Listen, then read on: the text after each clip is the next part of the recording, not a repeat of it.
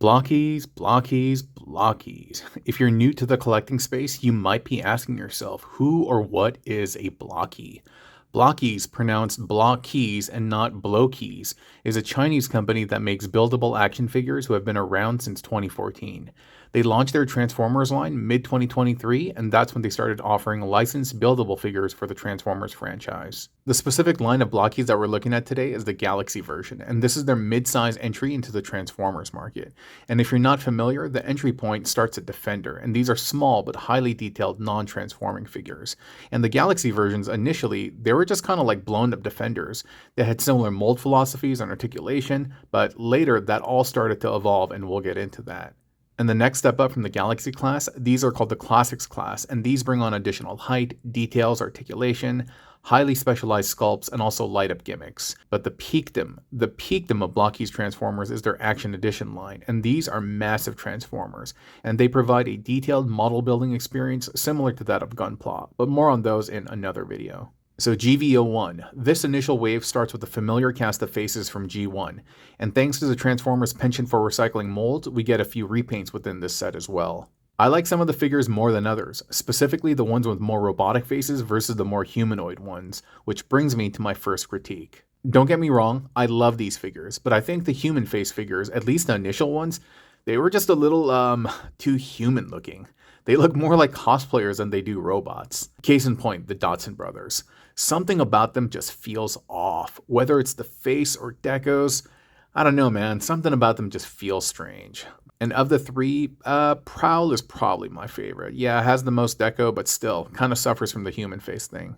But within the set, Optimus Prime is probably my favorite. Good old trusty Optimus Prime. He looks good. Great sculpt, great colors, and he's really well represented. And Jazz is really good too, and I actually like him more than I do the Dotsons. Really specialized sculpt and look, but I don't like that little gap between the visor and the helmet, but what are you going to do? And we can't forget about the Seekers. Thundercracker and Skywarp look great.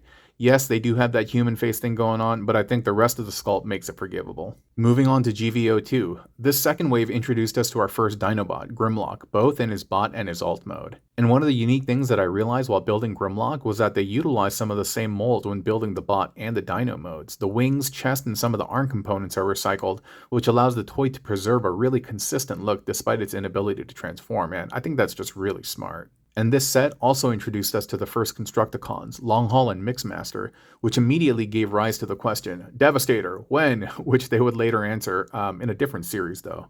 Inferno and Grapple were also released, and for the most part the molds look good, but they do have that human face syndrome, and I've never seen a yellow Grapple before. And to cap off the set, we were blessed by the presence of Air Commander Starscream, who completes the Triumvirate, complete with the little Megatron. Very cool. And moving on to GV03, Galaxy version 3 brought us the beautiful Soundwave, one of my favorite pieces from this line, complete with a little laser beak too.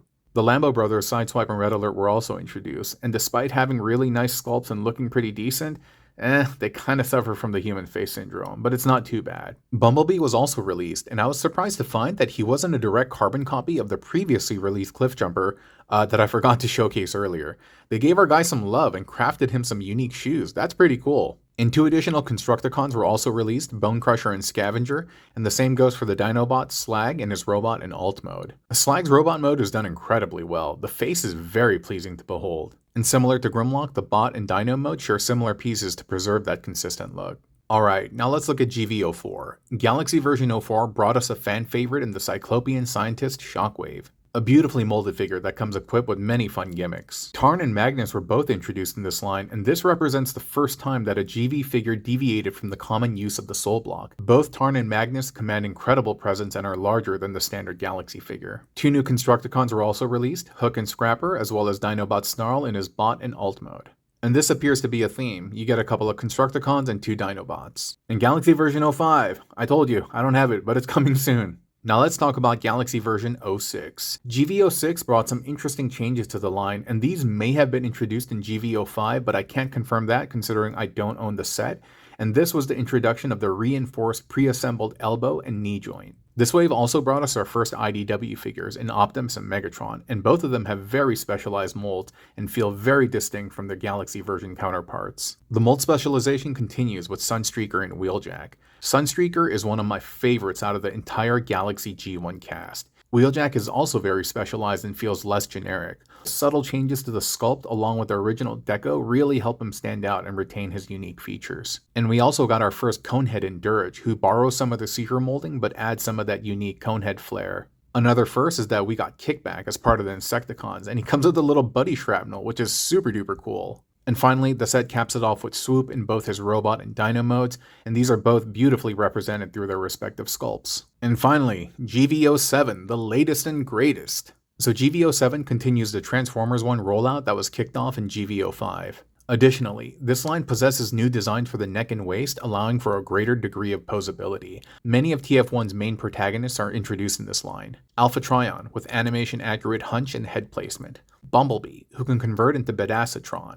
Orion Pax, complete with mining gear. D16, and later his Megatron form. And Elita 1, a very unique figure that actually resembles more of their Saint Seiya line. Shockwave, who also possesses a highly detailed and distinct sculpt. And members of the High Guard are also present, represented by Starscream, featuring an amazing sculpt. And fan favorite Soundwave, who can kind of transform into a boombox. And to me, this set represents the pinnacle of the Galaxy version line, as it inches them closer to the Classics class and distinguishes them from the diminutive Defenders. And that about does it. Thank you so much for joining me in this retrospective on the Galaxy version line.